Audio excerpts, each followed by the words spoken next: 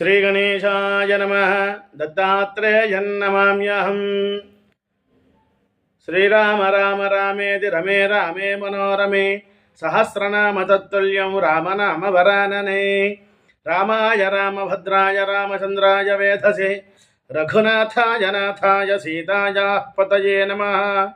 इतिहास पुराणानि पंचमं वेदमीश्वरः सर्वेभ्य एव वक्त्रेभ्यः ससृजे सर्वदर्शनः। భాగవతం స్పష్టంగా చెప్పబడి ఉన్నది. పరమేశ్వరుడు 5 ముఖాలు. సద్యోజాత వామదేవ అఘోర తత్పురుష ఈశాన. 4 ముఖముల నుంచి 4 వేదములు వచ్చినాయి. 5వ ముఖం నుంచి పురాణ ఇతిహాసములు వచ్చినాయి. రామాయణం కూడా జరిగినదే కాబట్టి ఇతిహాసం అని చెప్పొచ్చు. కానీ కావ్య లక్షణం ఉన్నది. బయటికి ఒకటి అర్థమవుతుంది, అంతస్థంగా ఇంకొకటి ఉంటుందన్నమాట. కాబట్టి పరమేశ్వరుడి యొక్క అనుగ్రహంతోనే రామాయణం అనేది వచ్చినది. రుచస్తామాని ఛందాంసి పురాణం యజుషాస ఉచ్చిష్టాత్ యజ్ఞరే సర్వే దివి దేవా దివిశ్రుతాః.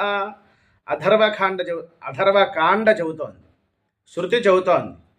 పరమేశ్వరుడి యొక్క 5 ముఖములు ఈ యొక్క 4 వేదములు పురాణ ఇతిహాసములుగా వచ్చాయి కదా.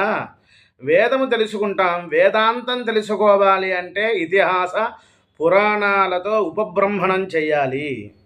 వేదార్థమును స్పష్టంగా వివరించుట చేతను ఇతిహాస పురాణాలు వేదము వంటి ప్రమాణమైనది. అంటే మహాభారతము పంచమ వేదం అంటాం, రామాయణము వేద ప్రమాణము, వేద తుల్యమైనటువంటిది. భాగవతం భగవంతుడు గురించి చెప్పేది వేదములు. ఆ విధంగా భాగవతం కూడా పురాణముగా వచ్చినది. అహం మానుష రూపేణ రామో భూత్వా హరామితం రామో దాశరథిశ్చ అహం కౌసల్యానందవర్ధన. పరమేశ్వరుడు చెప్పారు ఉత్తరాఖండ పద్మపురాణంలో, నేనే రాముడుగా ఉద్భవిస్తాను అన్నారు. ఋషులందరికీ చెప్పారు. ఇక్కడ నారాయణాయ నమశివాయలో నారాయణాయ 2వ అక్షరం, నమశివాయలో 2వ అక్షరం రామ అనేటువంటిది. శివకేశవులకు అభేద్యమైనటువంటి రూపము రామావతారము. ఋషులతో శంకరుడు ఈ విధంగా చెప్పారు. ఇంకొక మాట, మనం రామాయణం 6 కాండలు, దానిలో కిష్కింధాకాండ దగ్గరికి మనం వచ్చినప్పుడు సుగ్రీవాదయుతం శ్రీశం భస్మాంగావృతమీశ్వరం మహేశ్వర సమం ధ్యాయేతు కిష్కింధాకాండముత్తమే. రామచంద్రస్వామి వారు కిష్కింధాకాండలో ఎలా ఉంటారు అంటే విభూతి రాసుకున్నటువంటి పరమేశ్వరుడి రూపంలో భక్తులు ధ్యానం చెయ్యాలి. పరమశివుడికి అదేవిధంగా విష్ణుమూర్తికి ఇద్దరు ఒకటే, అభేద్యమైనటువంటి రూపం, అద్వైతం, 2 లేనిది ఒకటే. ఏకో విష్ణు, భగవంతుడు ఒక్కడే ఉన్నారు. వాసుదేవ వామదేవ. వాసుదేవాలో సు అనే అక్షరం పక్కన పెట్టండి, వామ దేవాలో మా అనే అక్షరం పక్కన పెట్టండి. 2 కలిస్తే సుమ, పుష్పం. నీ హృత్కమలాన్ని పెట్టవయ్యా, భగవంతుడికి ఇవ్వవయ్యా అని అర్థం అన్నమాట. కాబట్టి సుగ్రీవాదులతో కూడినటువంటి పరమేశ్వరుడు రామచంద్రస్వామి వారు పరమేశ్వరుడుగా ధ్యానం చేయమని మనకి చెప్పబడి ఉన్నదనమాట. కిష్కింధాకాండలో భగవంతుణ్ణి, రాముణ్ణి ప్రార్థన చేసేటప్పుడు. అదేవిధంగా రామాయణం ఎప్పుడు జరిగింది అది మనం ఒకసారి తెలుసుకోవాలి. బ్రహ్మగారికి 30 తిథులు ఉన్నాయి, అవే 30 కల్పాలు. మనం తిథి అని ప్రతిపత్తు మొదలుకొని అమావాస్య వరకు, మధ్యలో పౌర్ణమి వస్తుంది. ఆ విధంగా 30 తిథులు ఎలా అయితే ఉంటాయో బ్రహ్మకు కల్పములు 30 కల్పాలు ఉన్నాయి. దానిలో 1వది శ్వేతకల్పం. ఆ విధంగా 7వ వైవస్వత మన్వంతరంలో త్రేతాయుగం చివర శ్రీరామావతారం ఆవిర్భవించినది అని మనకి తెలియజేస్తూ ఉన్నది. మొట్టమొదటి శ్వేతకల్పం, దానిలో మన్వంతరాలు 14లో 7వ మన్వంతరం వైవస్వత మన్వంతరం, అది త్రేతాయుగం. అనగా 24వ త్రేతాయుగంలో జరిగినది. అంటే నేటికి 1,81,47,000 సంవత్సరాలు దాటినది.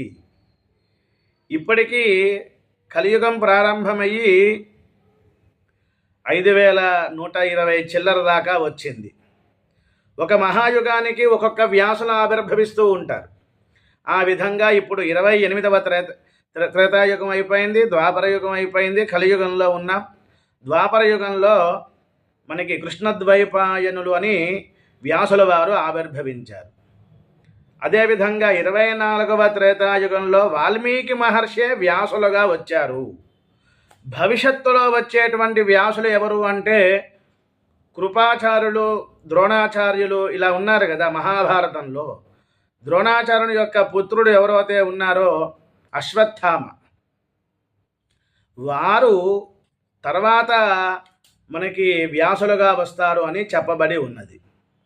రామ రామ అటంతు నిరతరంబు మధుర మధురాక్షరంబుల మధుర ఫణితి కూయు వాల్మీకి కోకిలకును నమోస్తూ వేద వేద్యుండు పురుషుడు విభుడు పరుడు దశరథాత్ముడు అగుచు ఇద్ధర జనింప వేదము ఉదయించే వాల్మీకి ఋషి ముఖమునన్ అవనిన్ సాక్షాత్తు రామాయణాక్షమగుచూ. ఈ విధంగా రామచంద్రస్వామి వారి యొక్క అనుగ్రహంతో వాల్మీకి మహర్షి బ్రహ్మ అంశతో రామాయణమును రచించారు అనుకున్నాం. శ్రీరామచంద్రమూర్తి పట్టాభిషేకం అయిన తర్వాత 10,000 సంవత్సరాలు దాటిపోయిన తర్వాత లక్ష్మణుని ద్వారా సీతామ్మవారిని వాల్మీకి ఆశ్రమం దగ్గర విడిచిపెట్టారు లక్ష్మణుడు. అక్కడ వాల్మీకి మహర్షి గారి ఆశ్రమంలో ఉన్నారు. ఆమె గర్భం ధరించి ఉన్నారు. సీతారాముల వారి యొక్క పిల్లలుగా లవకుశలు ఉద్భవించారు. కుశలవలు, కుశీలవలు అంటారు. ఆ విధంగా వారికి పేరు పెట్టారు, పెద్దవాళ్ళు అయ్యారు, ఉపనయనం చేశారు. అదేవిధంగా వాల్మీకి మహర్షి రామాయణాన్ని రచించి తన యొక్క శిష్యులుగా కుశీలవులకు ముందుగా చెప్పారు. వారు ప్రతిరోజు కూడా సాయంకాలం పూట ఈ రామకథ, రామగానం చేస్తూ ఉండేవారు. అలా చేసేటప్పుడు పక్కన ఉన్నటువంటి ఋషులందరూ కూడా ఆనందంగా ఉంది. రామకథ, రామ రామ రామ అంటూ చాలా ఆనంద పొందారు. ఒక్కొక్కరు ఒక్కొక్క వస్తువులను, అనగా దర్భలు కానీ, అదేవిధంగా కందమూల ఫలాలు, జపమాల, కృష్ణాజనం, దండం, కమండలం ఇటువంటివి ఆ పిల్లలకి ఇస్తూ ఉండేవారు. మనకి ఉత్తరాఖండలో వస్తుంది, శత్రుఘ్నుడు లవణాసురుని చంపడానికి వెళ్తాడు. ఆ వెళ్ళి వచ్చే మార్గంలో వాల్మీకి ఆశ్రమానికి వస్తారు. అక్కడ ఈ కుశీలవలు రామకథ, రామగానాన్ని, రామాయణాన్ని గానం చేస్తూ ఉంటారు. తన్మయత్వం పొందాడు శత్రుఘ్నుడు.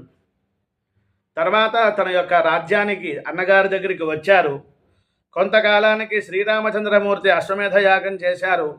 సంకల్పం చెప్పుకున్నారు. అందరినీ ఋషులను, బ్రహ్మ ఋషులను, రాజఋషులను, దేవతలను అందరినీ పిలిచారు. ఆ విధంగా వాల్మీకి మహర్షినికి కూడా కబురు వచ్చింది. కుశీలవులు, లవకుశలు కూడా వచ్చారు. అక్కడ యజ్ఞం మధ్యలో గానం చేస్తూ ఉన్నారు. శ్రీరామచంద్రమూర్తి రామాయణ గానం వినాలి అనుకున్నారు. ఆ విధంగా మొట్టమొదటగా రామకథ గానం చేసినటువంటి వారు కుశీలవులు, లవకుశలు. ప్రతిరోజు కూడా కందమూల ఫలాలు స్వీకరించేవారు. వారు 20 సర్గలు గానం చేసేవారు. నియమాలతో ఉండేవారు. 24,000 శ్లోకాలతో, 100 ఉపాఖ్యానాలతో, 500 సర్గలతో, 6 కాండములు, తర్వాత ఉత్తరాఖండ అనేది వచ్చింది. ఇదంతా కూడా రామచంద్రస్వామి వారి యొక్క సమక్షంలో మొట్టమొదటగా రామకథ, రామగానాన్ని చేశారు. రామాయణాన్ని గానం చేశారు. ఆ విధంగా మనకి రామకథ అనేటువంటిది వచ్చినది.